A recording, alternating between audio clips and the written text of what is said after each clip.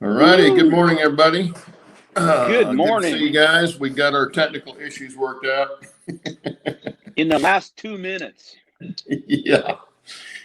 And anyway, our guest today is Pappy from TriGogglin, and we'll let him explain what that means for you guys, kind of to start off. His link is in the description, so if you want to see his channel, he's got some cool stuff on there. And we'll let you start off, Pappy, with explaining your name, your channel name. Well, the channel name came from me building three-wheel go-kart type things, and you know, the name TriGogglin from the Appalachian area of Kentucky and West Virginia is built crooked, askewed, crooked, over and over. So, you know, three-wheel motorcycle, TriGogglin. So, trike for, I don't know, yeah, TRI for trike. And, So, in other words, the name's kind of skewed too, huh? Yes. Exactly. All right. I was going to ask you what railroad you modeled, but I can see it on the wall behind you, so I don't need to ask you that. Well, basically, my layout is I've heard the term proto-lance. You know, it's prototypical but freelance at the same time. Yeah. So I'm basically going around the layout, modeling special places that's happened throughout my life or significant places. And wow. So the actual engines that I'm going to run is going to be more or less Conrail or Chessie. And I might throw in Norfolk Southern in there because that's the modern favorite of mine. Mm-hmm. Yeah, I got all the yeah, what's the word I'm looking for? I don't know. Consolidated. All the consolidated roads that get under one name, kind of like being SFN now. Yeah. So it'll be it'll be a Conrail engine, and then eventually I'll get a Norfolk Southern, possibly a CX, but CSX. Yeah. Now and you used go ahead, Steve. You used an existing table from a Lego layout. That was intriguing. How'd you get involved in a Lego layout? Lego trains. Was that for your grandson? No, actually, no. I've been messing with Legos for a long time before all that. And then when I bought this house 15 years ago, I had this space that I'm in now. And we started out this. I guess I got to go back. The apartment I lived in a while back, I had an N-scale layout set up in the dining room of that apartment. So it was 3 sections, and I kept moving. And each time I would tear that thing down, it would get pretty much destroyed. So I ended up just scrapping that. And then my kids, daughter wanted turtles and all this stuff. So the basement kind of turned into reptile land, and I had no space to actually do any of my modeling. So when we bought this place, I was getting into the HO scale slot tracks. So I built this table here for those racetracks. And I wanted to get back into the Lego thing. I wanted to get back into the N scale, and I couldn't actually decide. So I went with the Lego because they was coming up with some great trains. I mean, it turned out to be too expensive. So I kind of sold all that off on eBay. And everything just went to the wayside with kids and moving and other hobbies. And then I don't know, I just had this table sitting here, and I'm like, you know what? I'm going back to N scale because the space was perfect. But I should not have used this table. I should not have used it. Yeah, that's how the table. I hear you on the kids taking front and center. Yeah, from your hobby. I hear you on the Legos until you step on one. Yeah. Yeah. I don't know which is worse, Legos or those little plastic army men or jacks. I was going to say my sisters had jacks years ago and ran one of those in the heel of my foot. Yeah. Oh, that was exciting. They'll wake you up really good. You mentioned Pappy. You mentioned your HO slot cars. I don't know if anybody's seen them. You got that neat fold out that wall fold out that you put your Yeah, slot cars I in. couldn't bear to actually get rid of the whole thing. I had to put them somewhere, and I got the space over in the man cave, movie room, whatever. So it's like, I'm just going to build a fold down thing and stick them on there. That way I don't lose them, because me and the wife actually still run the crap out of those things. That's a great idea. But I had the small Aurora slot cars, not the HO, but the smaller ones. God, I guess maybe it's HO. That would have been the HO. Yeah, Aurora was maybe HO. it is HO. Yeah, okay. Yeah. Shoot, I got a ton of traffic from when I was a kid.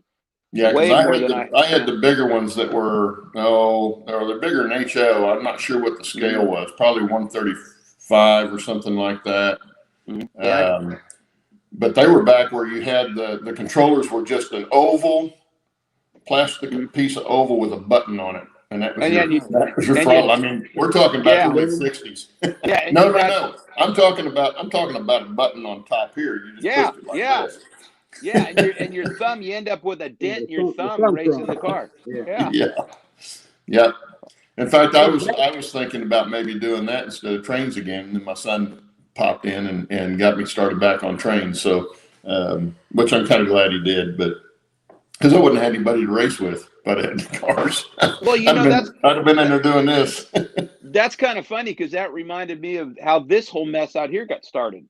Because I was digging through the attic and found my old Aurora slot cars, and my granddaughter was kind of, at that time looking for something to do. So I set that piece of wood out here on the desk and set up that slot car. And then she got bored with it. So I took it down. It's like, well, maybe I could make an HO scale switching layout. And then that's how this started. And now it is. So yeah. And now you're knee deep in a nightmare, right? Oh my God, yeah. So Pappy, when did you start your layout? How long ago? I seriously put the table back together maybe about 2 years ago, and then just started collecting pieces until I figured out exactly what I wanted to do. So it actually touched off had to be a year ago, and I actually laid my first piece of foam on this table. Now, why don't you like the table that you have? Why, Well, because it wasn't planned out. It was just a pre-existing table, so you had to figure out a track plan to fit it versus your benchwork fitting what you need for the track plan. So it was like a track plan had to fit. I wrote a list of everything I wanted on it, and then had to figure out how to run the track to fit all those things on it. Sure. And my biggest thing was, I don't know if you caught the video of me up in Cleveland with the overhead shot of all the tracks going everywhere. I had to try and figure out how to do that spot, and it took me a while. And the other biggest problem was the Bel Air Viaduct, the way it runs. I was going to split the track off of it like it was in the 70s, but I have to kind of dead end it into the wall like it is now. It's just a dead piece of stone arch. That's quite a challenge to have to fit specific locations in a footprint that you have. That's actually an interesting. Well, it doesn't seem like it matters what size your room you have. You still end up compressing.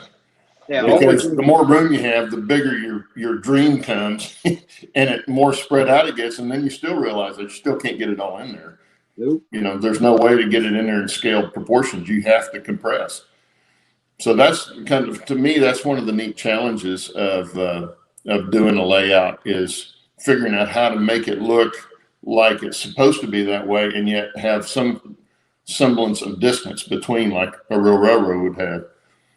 The other problem, I didn't want to run in. I wanted to try and stay, of course, DCC, but I wanted to try and stay the feel of DC in a sense. Like, I didn't want to.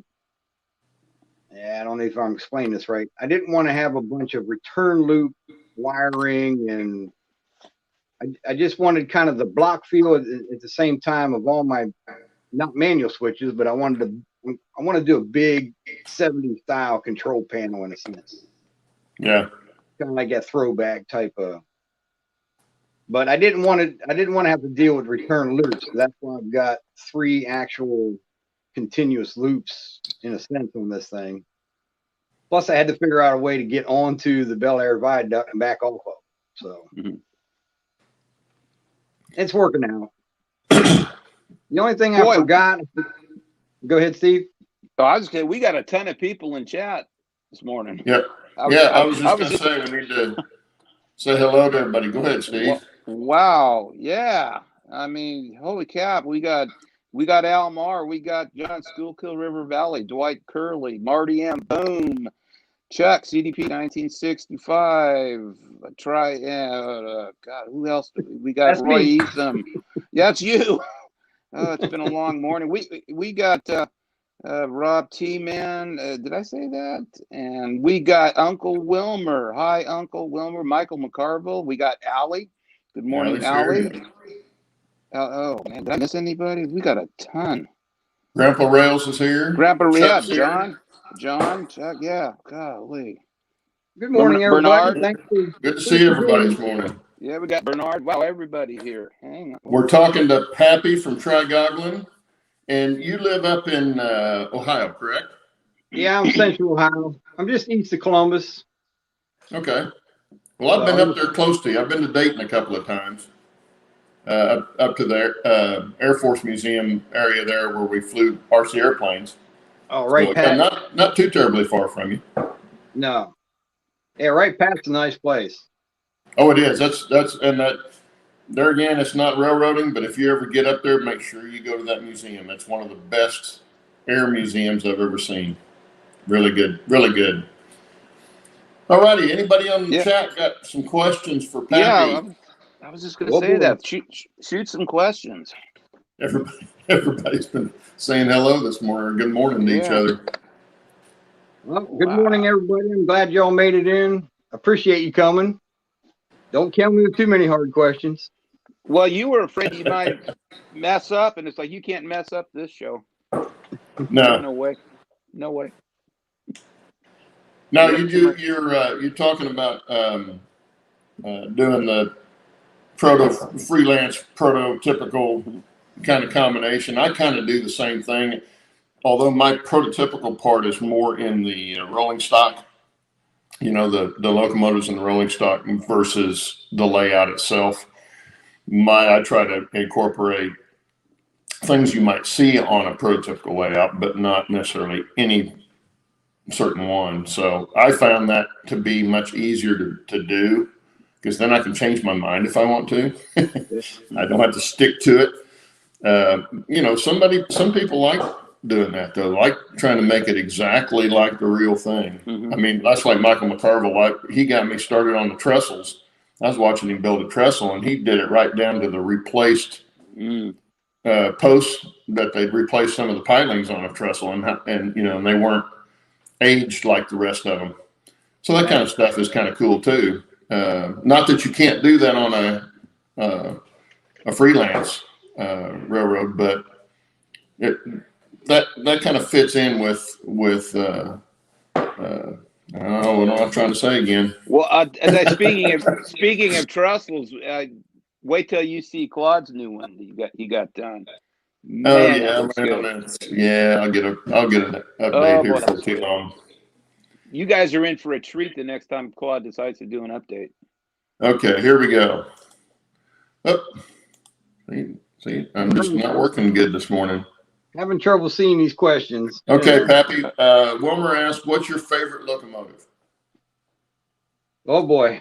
I have trouble identifying locomotives as much as I'm out rail fanning and looking and all that, and I've been screwing around since I was a kid. I can't look at an engine out in the world and tell you what it is as it goes by, unless I see the marking on the side. But my actual favorite, all-time favorite, was the Dash 8. Conrail on the side of the Dash 8 just looked great. So I know they weren't the favorite of the engineers out there, but they just had a look about them. And used to have an N-scale -8, but it got destroyed in all those moves I was talking about. Yeah, that tends to happen. Now, Grandpa Rails, John has a question. What is the favorite thing about your layout? Say it again. What's your favorite thing about your layout? Grandpa Rails, John wants to know. Oh, wow. You know, I like it all. So, but my favorite, I think my favorite thing that's going to be on, I'm attempting to do the horseshoe curve. And I don't know how detailed I'm going to get on it because of my space. You know, I kind of want everything modeled on there, but I know that's not going to be possible. Yeah. You know, the actual incline, decline probably won't be perfect, but I'm going to do my best to make that my favorite spot. That's one of those favorite railroading features that people like, that when they go, I'm going to model that, and then they start modeling it and they realize how big the actual one is. Right. It's kind of like the Hatchby Loop or Cajon Pass. Any of those, you know, they're much bigger than you think. It's definitely going to be a condensed version, but yeah. Well, we got a lot of questions. Sheep Boy wants to know, how do you know what era you want to model?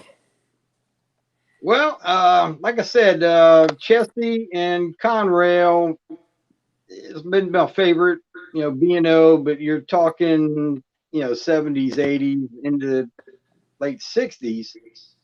So I kind of want to do some modern stuff.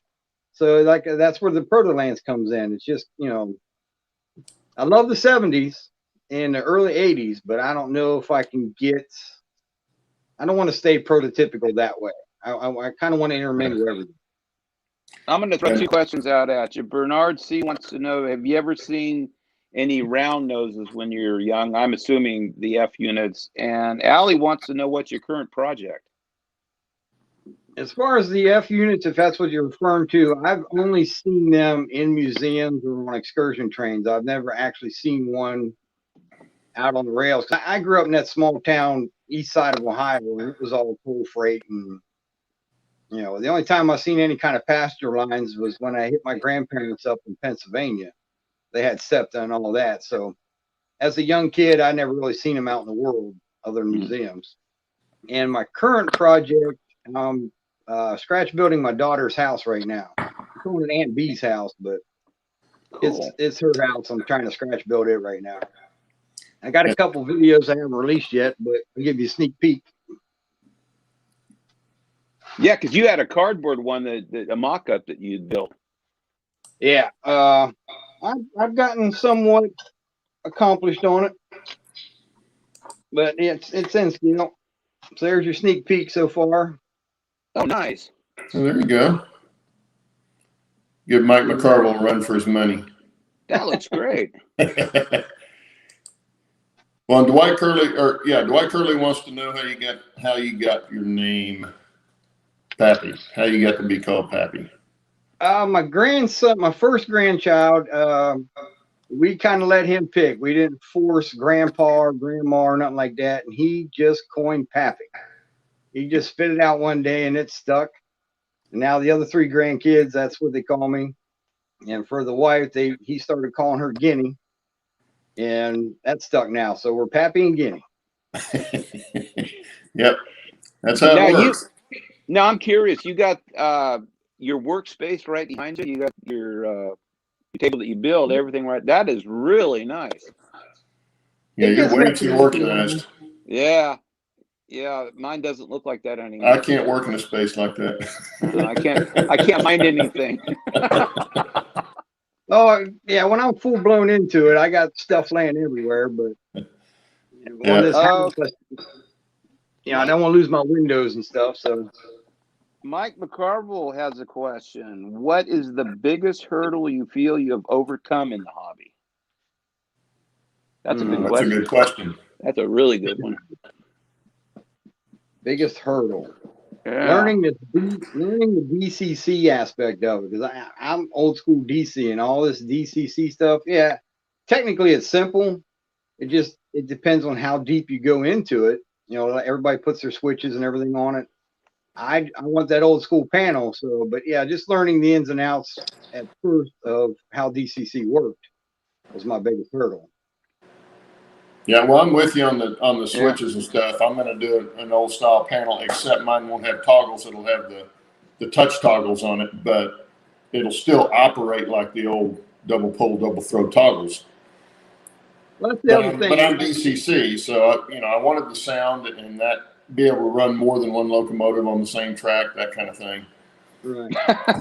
That I like. There's still a learning curve to it. No matter how easy it is. Yeah, the basics are easy, but there's still a learning curve in figuring out how to set everything up so it runs like you want.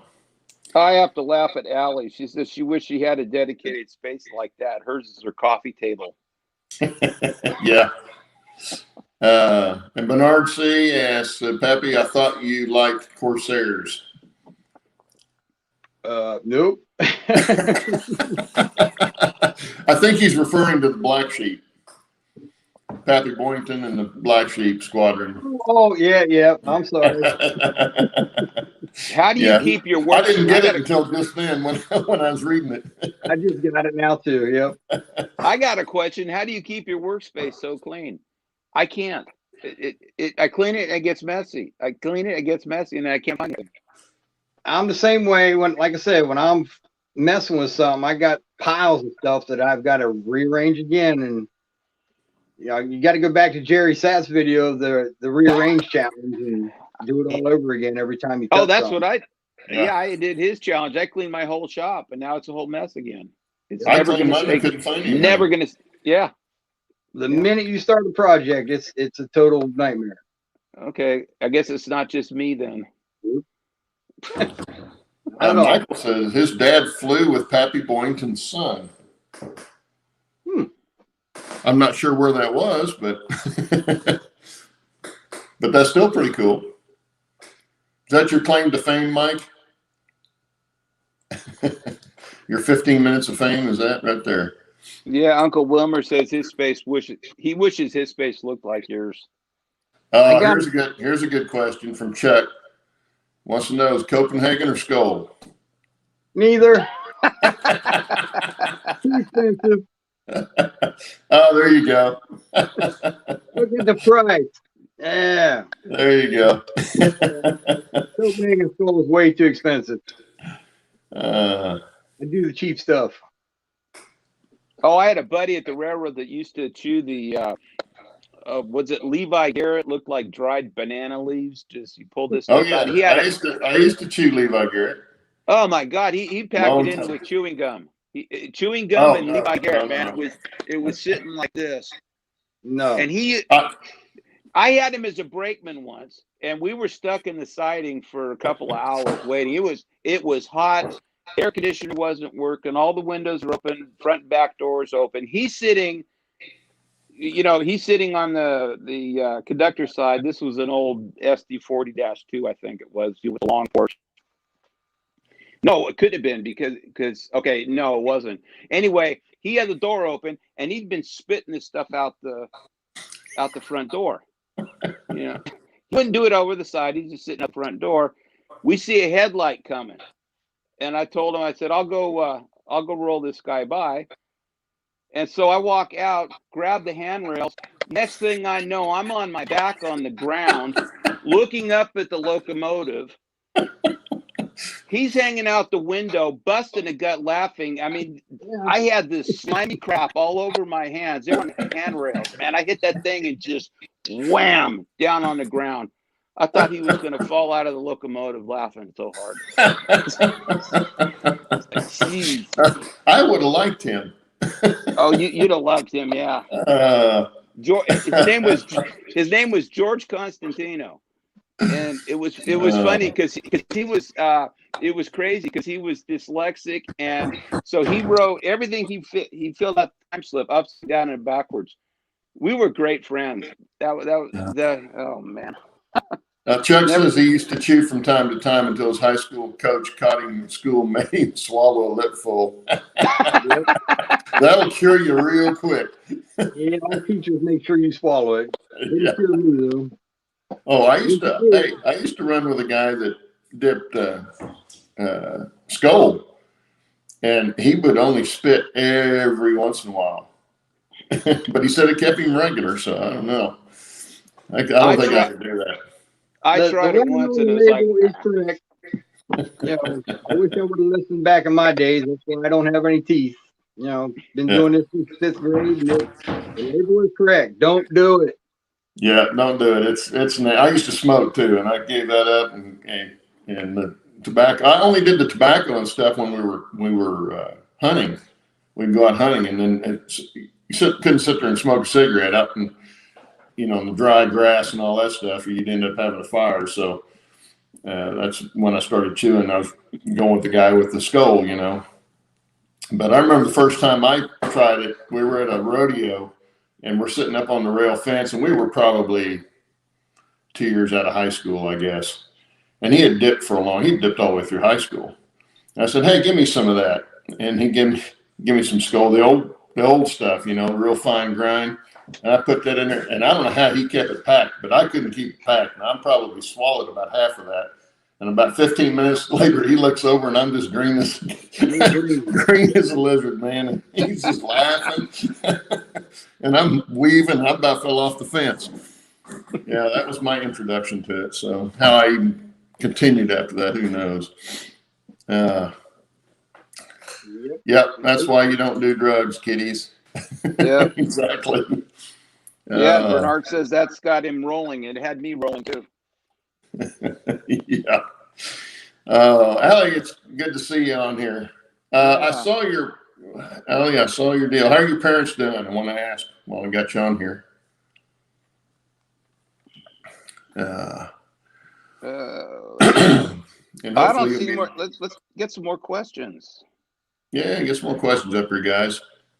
The one thing, the one question about what was the hardest hurdle, I was sitting here thinking too, is the Kato track. I always used Atlas every time I did something. The Kato track, it's nice track, but it's their switches. It's not the AC/DC or the DC style that I don't even know what it's called, but you got to do the special wiring of that switch. Can't just click. It's got to be I don't know the term for it. But yeah, figuring that switch out, that was my problem at first too. Yeah, I've never dealt with Kato track, so I have no idea what you're talking about as far as it's kind of like a thing, but I kind of understand what you're talking about. Somebody will answer it. There's a term for the type of electric mechanism in there. You can't just click like the old ones. It's got to be wired different. Well, because are they power routing? I mean, do they route the power depending on the points? I'm using a number 6. It does. So I don't know about the number 4 of the older ones, but the one I'm using, it does power route. Bernard wants to know if you do your own decoder installs. I've only bought 2 engines, and they're Broadway limited, so everything's already in there. Well, I'm sorry, the 3rd engine was my Ohio Sentra. It's DCC ready, but I haven't installed anything yet. I actually asked Heath for his help, and he gave me some good information, but I haven't done it yet. Michael McCarville's got a question for you and everybody else. If you had to start over, what would you change? I would start with a track plan and build the bench work needed for it instead of the opposite. Build a table and then figure out a track plan. Definitely, it would start with a track plan, not an existing table. How about you, Steve? I am in the process of trying to. I do have another space that I could possibly use, so I might just keep working on this and actually start another project. Bench work first. I think I would agree with you, Claude. You asked the same question for me, and I would have to agree with Pappy. Start with a track plan, but how many people actually do that? You kind of work with what you have. Yeah, and my answer is there's at least 2 major things. One's the bench work part of it, because I've been building mine as I go, which also has its benefits. But the other thing is all the bridges I built. If I had to do it over, I'd go back and build it all on flat wood, then install it, and then modify the base of it, the wood part of it, and scenic it and stuff after it's in. It would have been easier to put the bridges in. It was easier to scenic without the bridges there first, but then to come back and try to put the bridge on top of that made it much tougher. Now that I've got them done, you know, it's not a big deal, but it did take a lot longer to do that, I think.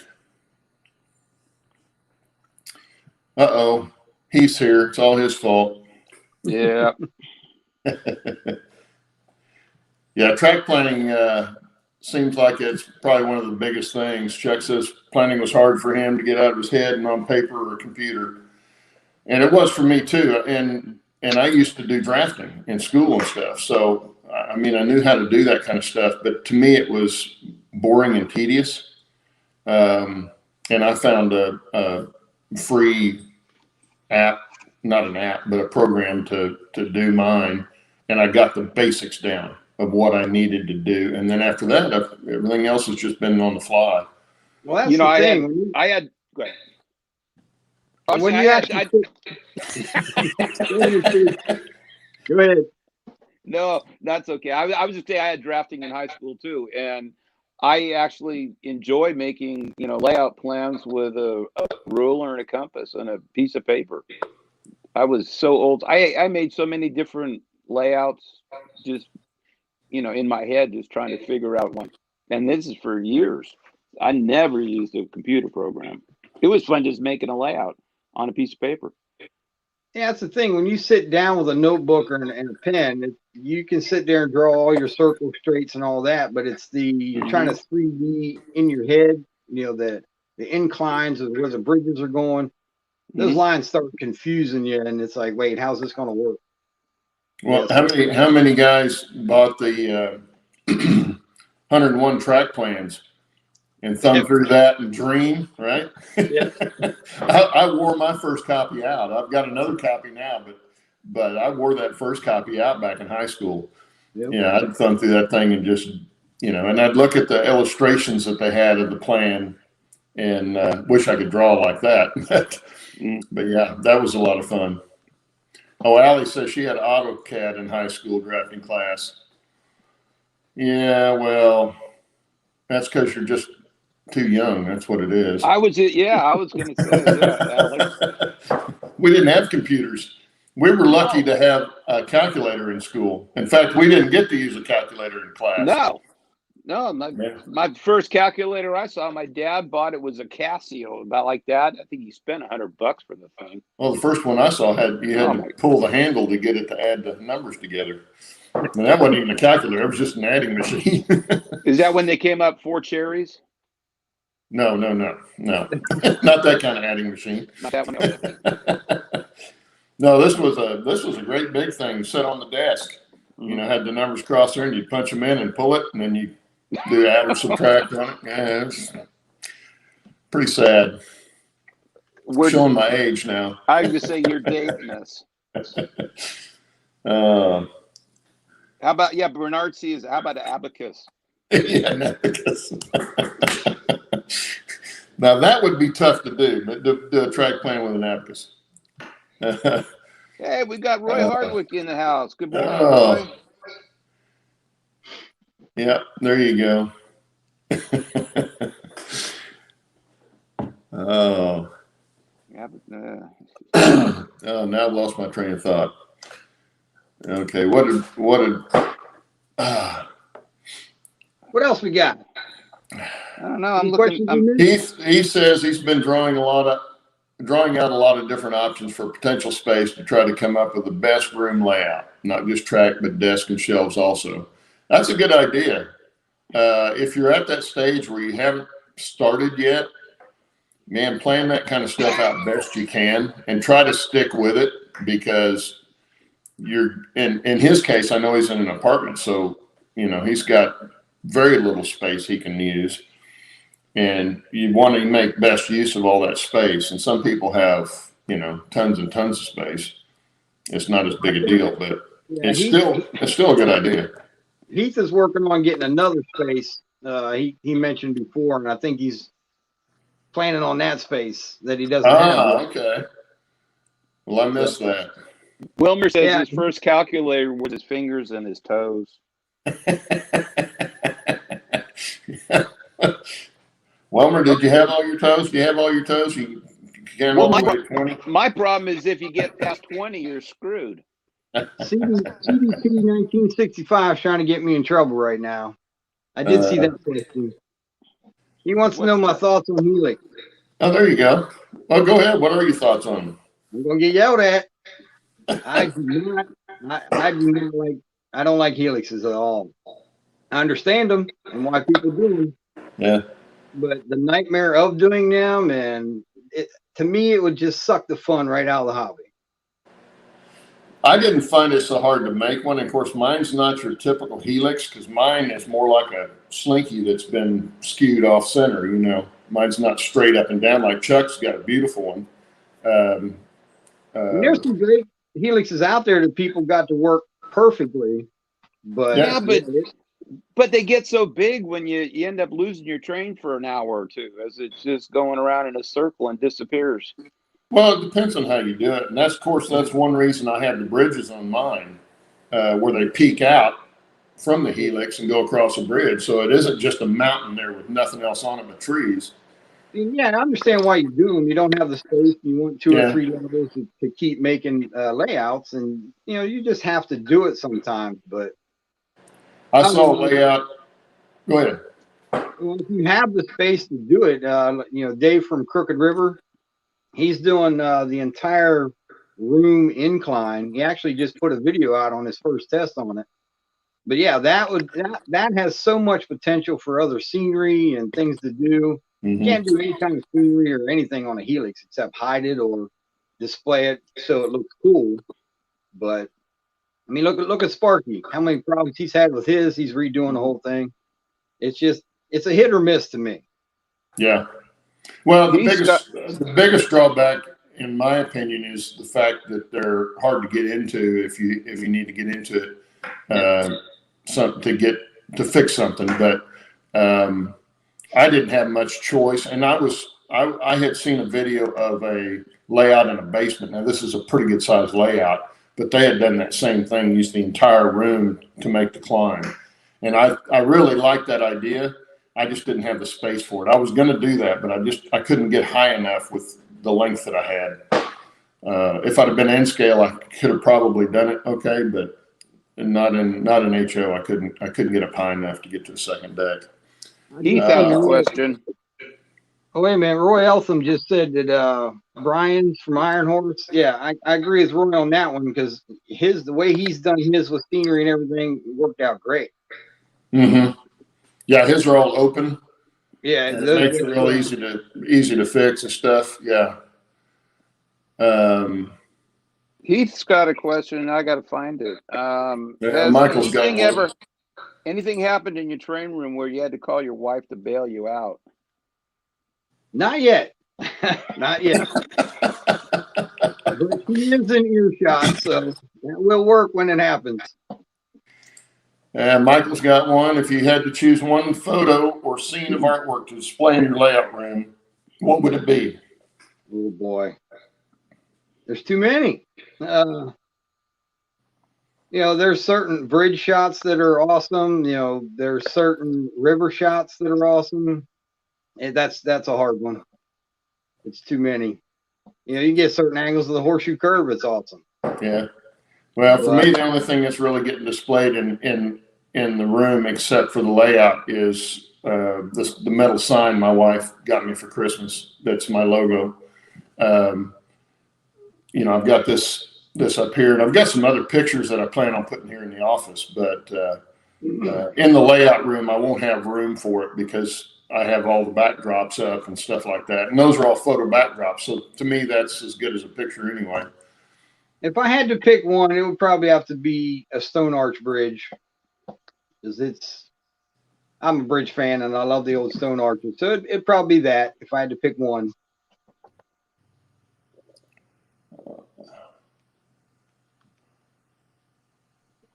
Who else? Dead there. I have a hard time thinking.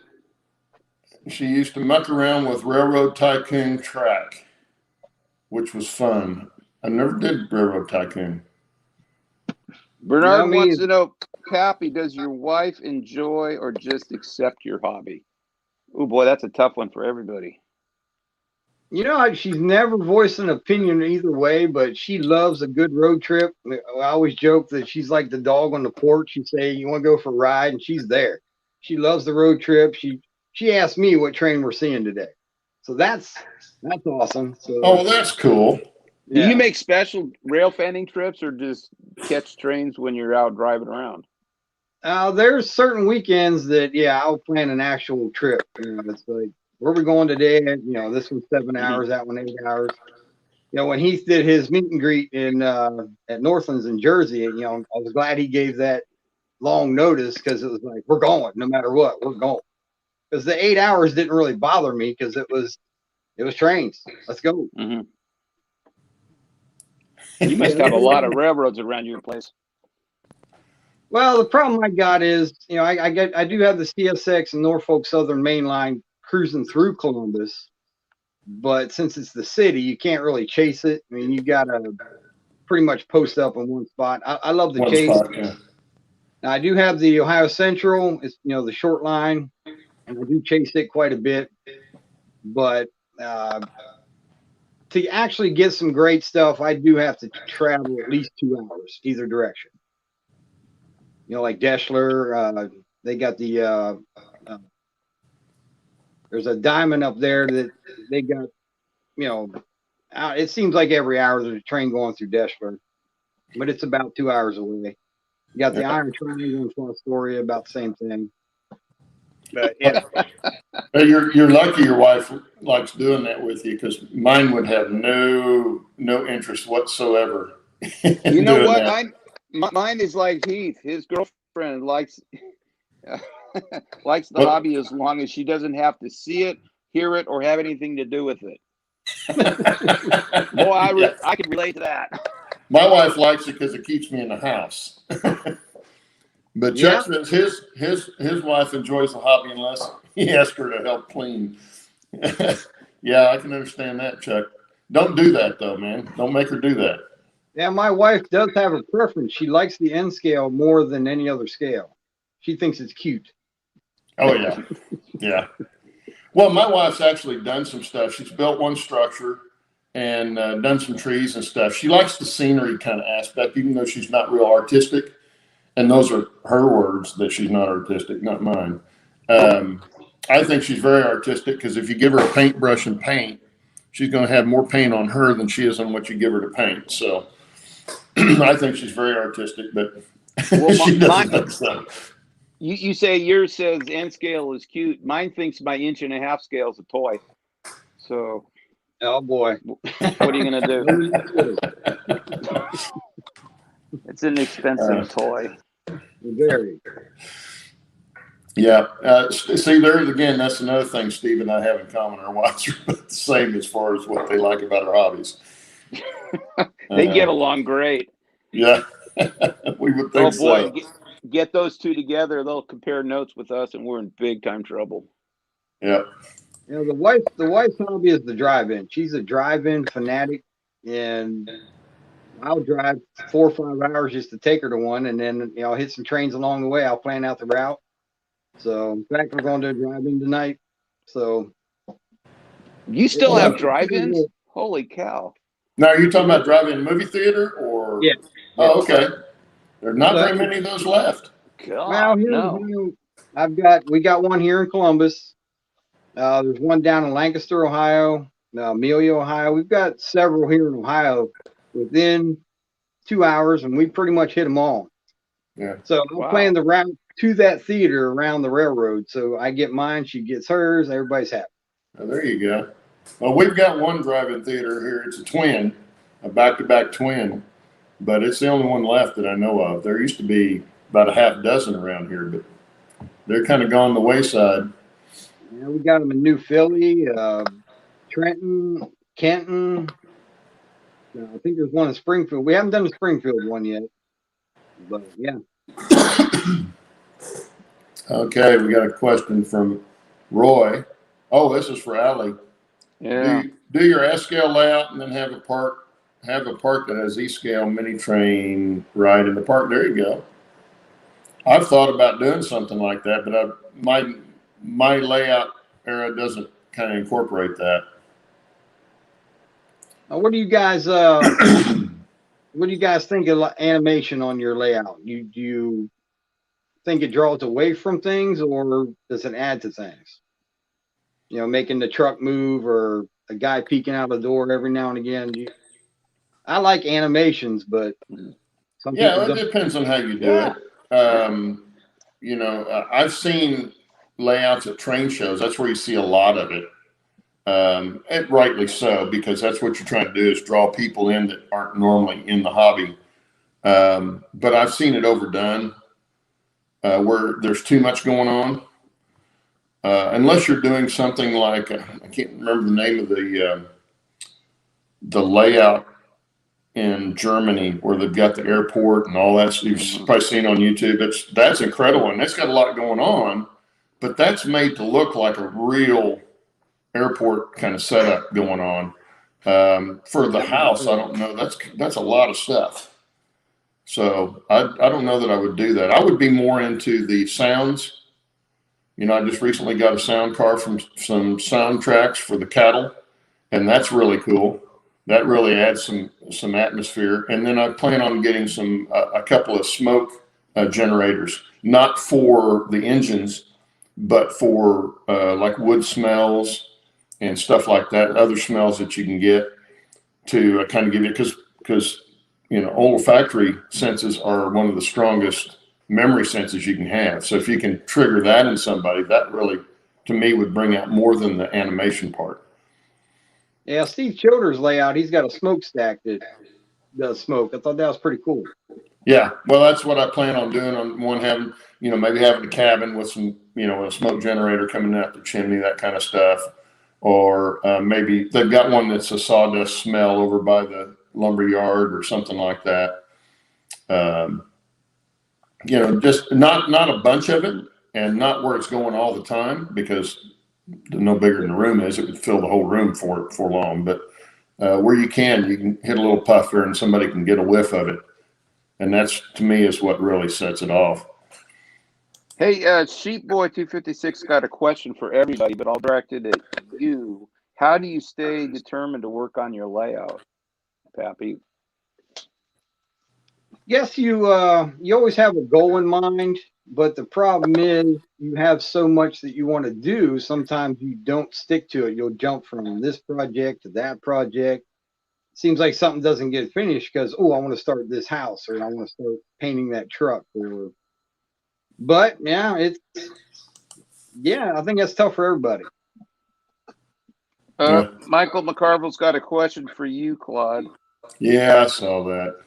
Okay, then you answer it then. No, I didn't think about a smell generator. Well, I did briefly, but I'm thinking that's not a smell most people want to get. But if I was going to do it, the one I would want to model would be the one on the west side or the east side of Amarillo.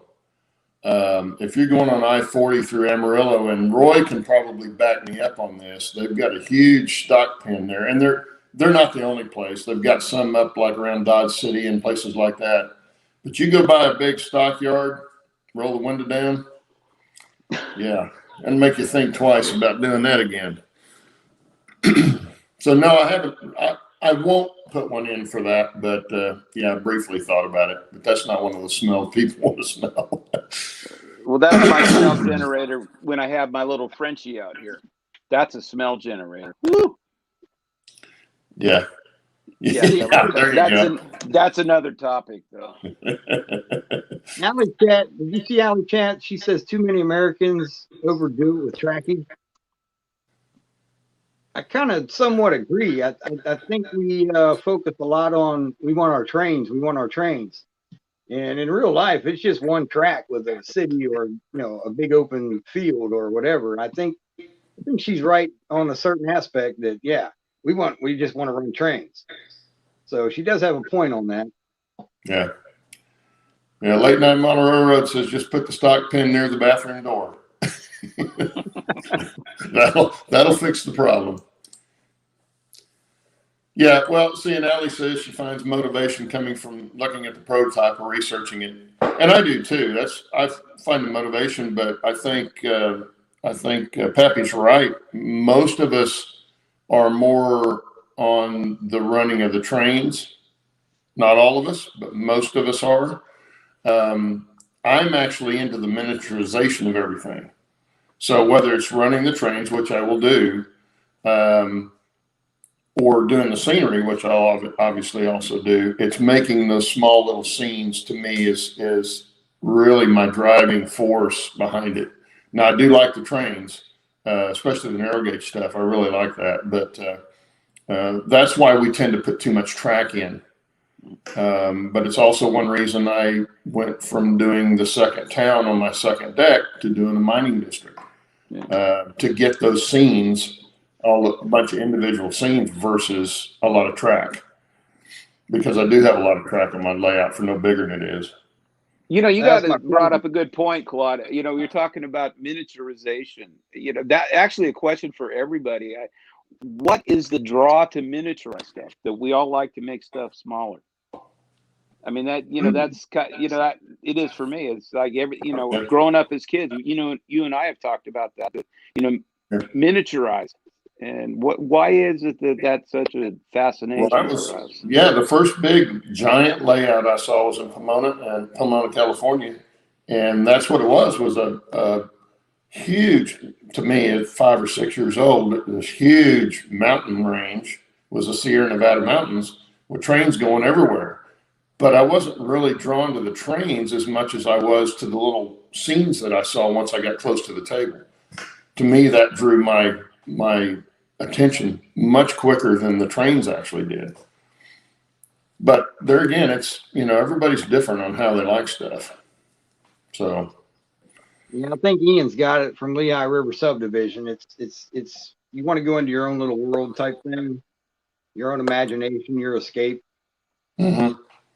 And that's what a hobby's about, is doing something that you like doing. Otherwise, you're not going to want to do it. And Chuck says when he lived in Georgia, they had a sugar plant and a paper mill. Oh yeah, paper mills are really nasty smelling. Woo! They really, really are. I agree there, Chuck. And slippery too. We used to switch a paper mill in Pittsburgh, California. You try to stop on a paper mill track that's wet, you slide right off the end of the bumper. Lehigh River subdivision, I think a layout is your own personal escape into your one world. That's true. That's true, especially in my case. You know, if somebody else sees it, that's great. You know, if they like it, that's even better. If they don't like it, you know, too bad. You know, you just got to walk down the stairs. Well, and I agree with Ally. It's your own world. You kind of control everything. Yeah, exactly. I mean, you're the one creating it and the one that has to be happy with it. And if you don't like it, you pull it out and redo it. Do it again. Here we go. He says he's building a world that does not include the daily stresses of life. Yeah. Oh, I don't believe that in a minute. Because I guarantee you he's having stresses as he's building the thing. He's going to do something. He's going to smash his finger or cut himself or so. That's the thing people got to remember too, that this hobby is supposed to be fun. Yep. If you start getting flustered, frustrated, just step away from it. Step back. Yeah. Go to it tomorrow. It's a hobby. It's fun. Oh yeah. Some people turn it into a competition, and I don't like that either. No. If you're not I've done that many times. Go in where I think I'm going to work on the layout, get up there and I stand there a second, look at it, and go, don't feel it today. Yep. And turn around and walk back out. Because I don't want to do something just to be getting it done. I've done that, and I'll probably do that some more, but I try not to because I don't do as good a work. I was just going to say, when I'm enjoying what I'm doing, it's much more fun. Exactly. Michael says he's going to Disneyland. That's the other part of YouTube that I like. You get to see everybody. back before YouTube, you couldn't see anybody's unless you knew about it and traveled to it or got an invite to come see it. Yeah. And you get to see everybody's different style, different levels, different, some people go fantasy, some people, they'll make a railroad that would never exist in the first place. And that part of the hobby is what I like a lot. You got a good modeler, you got a medium type modeler, you got what some people would call a bad modeler, but that's their style, their way. I love that. And if it makes them happy, that's fantastic. Well, yeah, and no matter how good somebody is, there's always somebody better. Right? Oh yeah. Definitely. I mean, I was always inspired by the pictures, the trackside photos and model railroader. That's what inspired me early on.